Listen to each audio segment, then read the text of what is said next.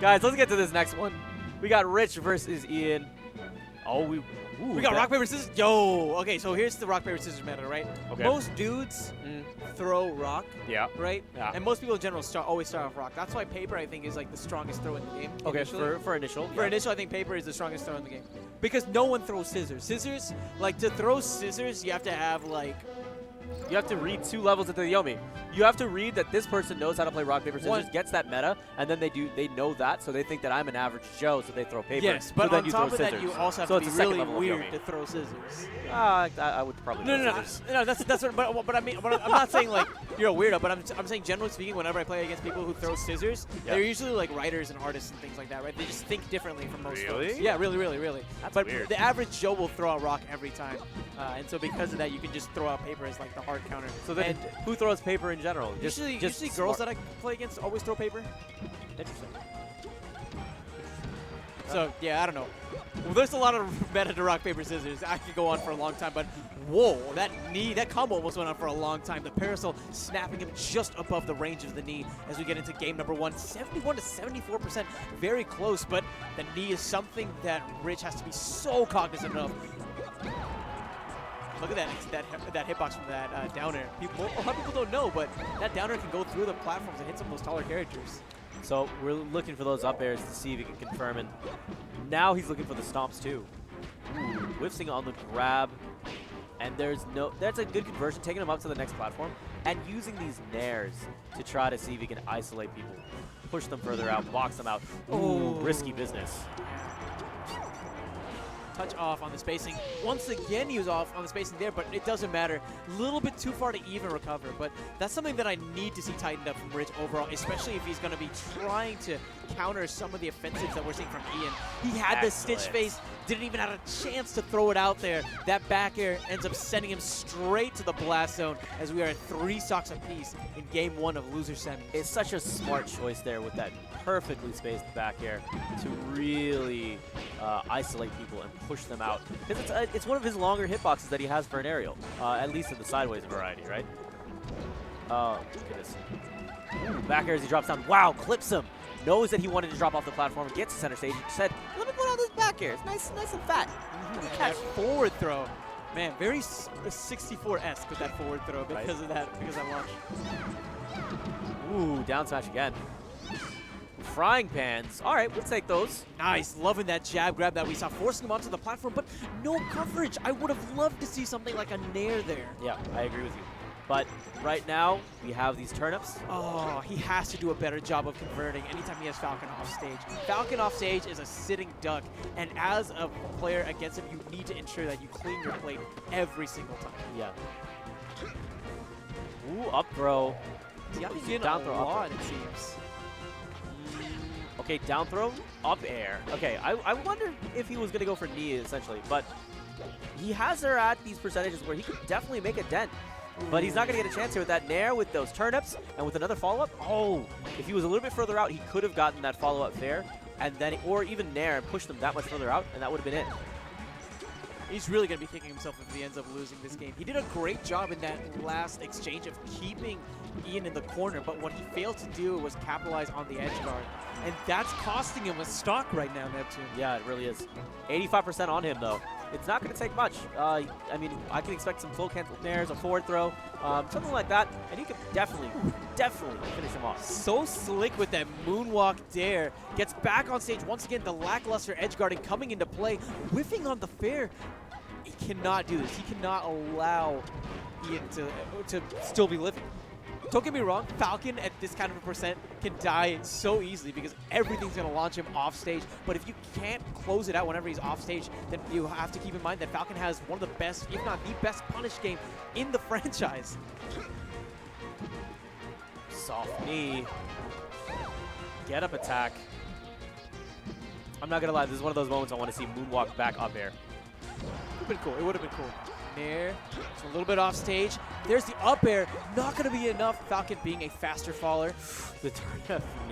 Oh, there the turn it up is. was so there good. it is. Rich finally allowing him to breathe. He's... Really? Side with Yoshi? That's odd. Okay. There you go. Game 2. Okay, cool. Falcon on the stage is going to have a lot more room to run around, which is great. And especially the way that his combo game has been going, he does a good job of carrying someone closer towards the blast zone, sometimes even off stage. And the way that this stage works is that the blast zones, I feel, are... They're big blast zones on the sides, but from the edge, I think it's a little bit closer than, say, Battlefield. Sure. No, I think it's fair. Right.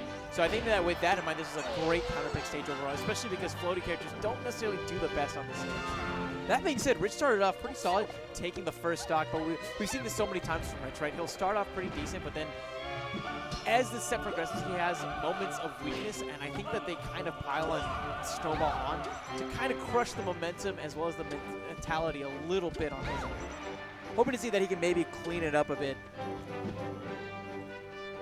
Now you're seeing Falcon just sitting here center stage saying, yeah, come to me. Let's see what happens. Oh, yeah. And this happens. He's granted, he's not a fast faller, and he is rather heavy, so you're not going to see a ton of regrabs necessarily.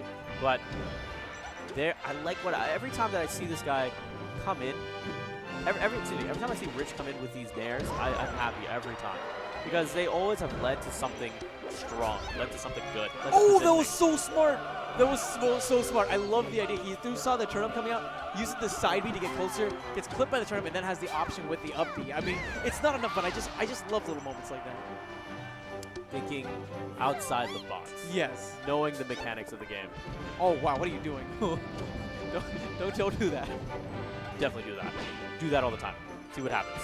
Don't get me wrong, I'm not the biggest fan of taunting for 30 seconds, but at the same time, very risky situation overall because of how solid that up air is from Captain Falcon. Either way, I thought he was going to drop down fair, catch him at the earliest convenience. I would have liked it, but it comes down to the fact that Rich has not been very successful with his edge guards. His offstage play is not the best. Yeah, actually, yeah, that's fair. It hasn't been completely. There's been great moments. There's been smart moments, but overall, it's been kind of like I kind of want to see you float out more and just use nair or just end people sometimes. It can be difficult at times, that's for sure, especially at these oddball angles. Woo! I wondered where the back air was. Up throws, no float. I would have wanted to see him float just underneath the platform, wait for it to see what he got out of a reaction from Ian, and then punish.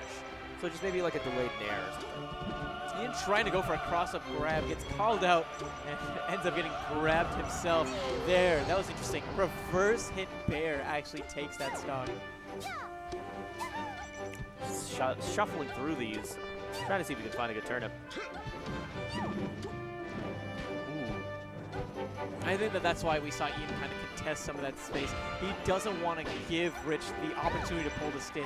Up air gets some pressure off of him, and nice! I love it! He did a wall jump, used the final jump, and then gets the back air afterwards. This is a punish opportunity. Whiffs the knee, though. The shield comes out too quick. The knee has that slight startup, which may have prevented him from actually sticking with it. Stage transforms yet again. Oh, he's trying to go for a grab out of shield, found the jab, waiting for him. Forward air is going to be sending him off stage. Unfortunately for him, it was a reverse fair, so he's going to be able to make it back on stage relatively safely, but still in a really rough position. But don't get me wrong, this is doable for Ian. Rich was in this very same position. I forgot who he was playing. But he ended up kind of choking a bit at the end, and the Falcon player was able to find some really solid punishes and make it so that he ended up taking the set. I'm sure Ian does not want to relive that pass. He definitely has learned from his mistakes. That up air is going to knock Ian out of the tournament, and Rich goes on.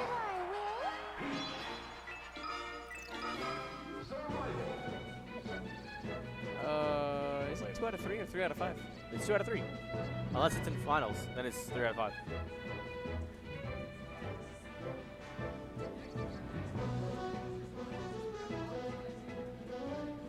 It's 2 out of 3, okay. I felt awkward for a second. Yeah, 2 out of 3. 2 out of 3. 2 out of 3.